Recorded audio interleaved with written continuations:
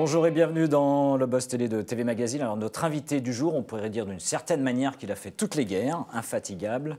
Il parcourt le monde seul, équipé de quelques petites caméras quand même qui l'accompagnent. Reporter globe trotteur, dit-on, réalisateur mais aussi caméraman. C'est un peu l'homme orchestre de la télévision, du documentaire surtout et du documentaire d'aventure et de découverte. Une passion qu'il exprime, c'est depuis 2004 avec sa série J'irai dormir chez vous. C'est diffusé aujourd'hui évidemment sur la chaîne France 5. Un rendez-vous tous les samedis à 18 h. Et ce samedi en particulier, il prend un nouveau pari, celui de tourner en direct. Durant 2 heures, il partira à la rencontre des habitants d'une ville française qui est encore tenue secrète.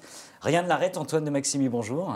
Bonjour. Bienvenue dans le Buzz Télé. Alors pourquoi un spécial J'irai dormir chez vous en direct? C'est quoi? C'est l'adrénaline, pour changer, le frisson? Pour essayer, pour aller plus loin, c'est une expérience. C'est vraiment une expérience. 2 heures en direct, totalement improvisé, dans une ville tenue secrète, effectivement. Je ne sais même pas dans quelle ville on va pour l'instant. En fait, c'est... C'est la première expérience qui se fait en direct à l'écran télé, plus également sur Internet. Oui, alors en fait, c'est la première expérience en direct interactif, totalement improvisée. Quand on met ces trois-là, je crois vraiment qu'on est les premiers à faire ça. Parce que du direct interactif, ça a commencé avec Stop ou encore, il y a 45 ans, sur RTL, émission de radio. Mais totalement improvisé, il n'y a pas de cadre, on ne sait pas ce qu'on va faire, on va aller à droite, on va aller à gauche, il y a juste un but, c'est de terminer chez quelqu'un. On peut s'attendre à beaucoup de choses, mais c'est l'idée de cette fantaisie qu'on retrouve tout le temps dans J'irai dormir chez vous. En fait, le maître mot, c'est quand rien n'est prévu, tout est possible. Et bien là, rien n'est prévu et tout est possible. Vous partez donc quelque part en France, hein, vous allez essayer de trouver en direct nourriture et abri, hein, j'imagine, comme les scénarios de vos émissions classiques, tout en relevant des défis avec les téléspectateurs. Quel va être le rôle justement des téléspectateurs ou des internautes? Alors, les téléspectateurs vont pouvoir interférer à 2 niveaux. Le premier niveau, c'est qu'ils vont pouvoir suggérer tout ce qu'ils veulent. Alors évidemment, on ne va pas passer tout ce qu'ils disent, parce qu'il va y avoir sûrement un certain nombre de cochonneries ou de trucs complètement débiles. Donc on va quand même un peu les cadrer. On va filtrer. Mais ils pourront se proposer des idées saugrenues. Ça, nous, on aime beaucoup.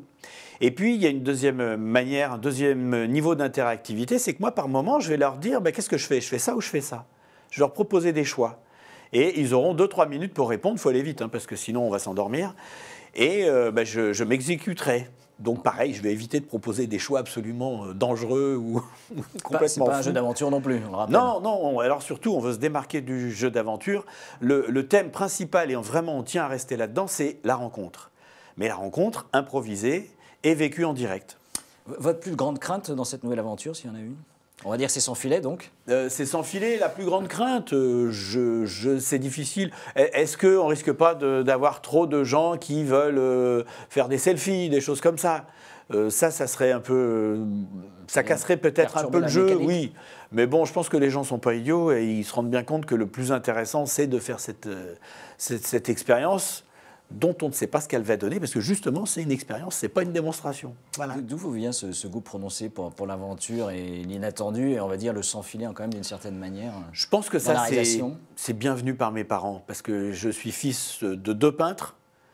Ma mère et mon père étaient peintres. Ils ont quand même, d'une part, tiré le diable par la queue, c'est-à-dire qu'ils n'ont jamais eu d'argent, et qu'en général, il y avait beaucoup d'imprévus à la maison, parce que c'était porte ouverte, donc beaucoup de gens venaient.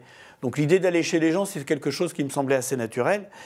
Et on improvisait beaucoup, aussi bien pour le repas, parce qu'on faisait avec ce qu'il y avait, ou quand on devait aller quelque part, si on ne pouvait pas aller quelque part, on allait ailleurs, et ce n'était pas très compliqué. Voilà. Vous avez parcouru, je crois, près d'une 50aine de pays à date pour la série. Et récemment, on m'a dit que vous avez tourné en Irlande, Uruguay et même la Barbade. Ils ne sont pas encore diffusés, je crois. Non, c'est en montage même. Les pires rencontres ou celles où vous êtes vraiment fait peur, c'est dans quel pays et à quel moment? Est-ce qu'il y en a eu? Bien sûr qu'il y en a eu. Aux États-Unis, il y a eu des rencontres où je me suis fait peur parce que j'étais dans un mauvais quartier, un ghetto noir. Et je discute juste avant avec un noir qui était dans le coin, et qui on s'amuse, on rigole et tout. Puis il me dit, tu vas pas là-bas, hein, jamais. Moi, noir, je vais pas là-bas. Et puis moi, évidemment, j'avais la pression de ce long métrage. Je voulais ramener ce film, qui était distribué quand même en salle par Disney. Donc tu as une pression, tu veux ramener quelque chose tu vas plus loin que ce que tu aurais fait normalement. Donc j'y suis allé un petit peu au bord comme ça pour voir. Et j'ai vu que c'était vraiment très dangereux. Je me suis retrouvé dans une situation très tendue, qui est filmée, qui est dans le film. Et on a peur pour moi quand même. Donc j'ai négocié, j'ai un peu l'habitude d'improviser et je suis arrivé à m'en sortir. Sortir du ghetto. Mais oui, il y a des séquences comme ça. Et même il n'y a pas très longtemps à Sainte-Lucie, il y a eu des moments tendus aussi, alors qu'on ne penserait pas. Est-ce que vous êtes suivi par quelqu'un justement pour la sécurité? Ah non, je suis tout seul. Les J'irai dormir chez vous sont des émissions où je pars tout seul. C'est un billet d'avion et sur place, je me débrouille tout seul, tout le temps. Si parfois on voit un plan qui est pris visiblement que quelqu'un tient la caméra, c'est le fils de la famille, c'est quelqu'un que j'ai rencontré sur place qui va la tenir pendant 2 minutes. Mais à la différence de l'opération qu'on a appelée J'irai dormir chez vous, le direct, qui est donc demain, c'est une opération qui va être tournée là avec des techniciens autour de moi. Je ne peux pas faire ça en direct parce que j'ai des émetteurs dans mon sac à dos. Et on s'est surtout aperçu que d'habitude, je tiens les 3 caméras, mais c'est monté après. Donc je peux prendre des plans que je remets, etc. Là, il n'y aura pas de montage. C'est du live. Donc il nous manquait un peu de voir la ville. Donc on a pris un caméraman qui s'occupera de l'environnement, qui me suit, qui fait des plans larges. Voilà. Donc j'ai quelques techniciens autour de moi. J'irai dormir chez vous, c'est un succès d'audience, je rappelle, 820 000 téléspectateurs en moyenne, 5,8% de part d'audience, je crois, sur la dernière saison. En novembre dernier, au Cap-Vert, vous avez même battu un record, 970 000 fidèles vous ont suivi. Est-ce que l'audience, pour vous, c'est un indicateur important, pertinent? Non, ce n'est pas un indicateur très pertinent pour moi pour plusieurs raisons. D'abord parce que je ne les demande pas, là je les apprends, mais en plus je ne sais pas à quoi ça correspond. Donc, c'est bien de savoir qu'on est suivi quand même dans ces aventures. Oui, non, c'est bien. J'espère qu'il y aura du monde samedi. Parce que samedi, attention, il faut le regarder d'autant plus que ça ne sera pas mis en replay. Une émission en direct n'a de sens qu'en direct. Donc il faut être derrière sa télé à ce moment-là. C'est comme si vous regardiez un match de foot le lendemain, quoi. On a perdu un peu de son sel. C'est pas The Voice. Voilà. Ça fait plus de 10 ans que vous êtes à la tête. J'irai dormir chez vous. Aucune envie de changer de cap? Pour reprendre des termes du voyage? Non, j'ai pas envie de changer de cap, j'ai envie de diversifier, d'explorer des pistes. Déjà, faire ça, je me diversifie. Oui, je fais une expérience, personne ne l'a jamais fait, on pense que ça va être intéressant, on pense que ça va être marrant, mais on n'en sait rien. Et ça, je suis très content que les gens qui vont regarder cette diffusion du 4, mais en fait, vont participer, vont vivre en direct l'expérience, ils vont faire partie de un laboratoire un peu d'une certaine manière. Et sinon, j'ai d'autres projets.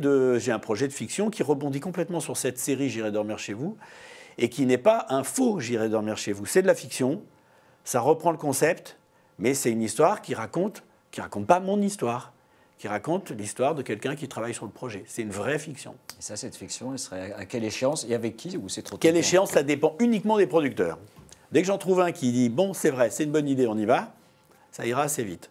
Pour l'instant, je rame. Vous ramez. Mais j'ai déjà ramé pour J'irai dormir chez vous, alors c'est pas ça qui va m'arrêter. Vous avez déjà fait quand même un long métrage, donc... oui, mais là c'est différent, c'est un doc. Ouais. Là, c'est de la fiction, du cinéma. Pas pour France Télévisions, alors? Ça dépend d'eux. Ils coproduisent des longs métrages. Donc, je pense qu'ils entendront votre message. Autre actualité, fin avril, vous publiez le tome 2 de J'irai dormir chez vous, cette fois-ci aux éditions La Martinière. Le premier tome, c'était déjà en 2011, je crois, rentrée 2011. C'est quoi? C'est un besoin, ces carnets de voyage, de coucher sur le papier vos aventures, vos là, je vais être franc. Au départ, moi, je ne tenais pas spécialement à faire un livre parce que je pensais que ça n'avait pas de sens, que la série se suffisait. Puis je me suis laissé convaincre et il s'est avéré, il est apparu, qu'en fait ça avait du sens parce que ça permet de montrer et de raconter en contrepoint ce que j'ai vécu.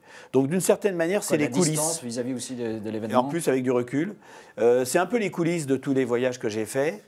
Et en fait, le bouquin est pas mal parce qu'il te permet de te remémorer les épisodes que tu as vus et en apprenant des choses sur ce que tu avais vu. Et il te permet également de découvrir d'autres destinations que tu n'as pas vues, dans lesquelles tu apprends plein de choses, et souvent ça te donne envie de voir le film. Donc c'est bien complémentaire, c'est pas du vol. C'est pas du vol. Non. Antoine et Maxime, merci. Merci d'être venu au Bosselet. Donc dès ce samedi soir, 18h, c'est parti pour 2 heures, 1 heure Alors 1 heure à la télévision en direct, et puis après. pour les vrais, ceux qui tiennent, encore 1 heure jusqu'à 20h sur le web. Et on le rappelle, c'est quand même sur France 5. France 5 et France5.fr du coup. Merci à vous et nous nous retrouvons dès demain avec un nouvel invité. Très bonne journée. Merci.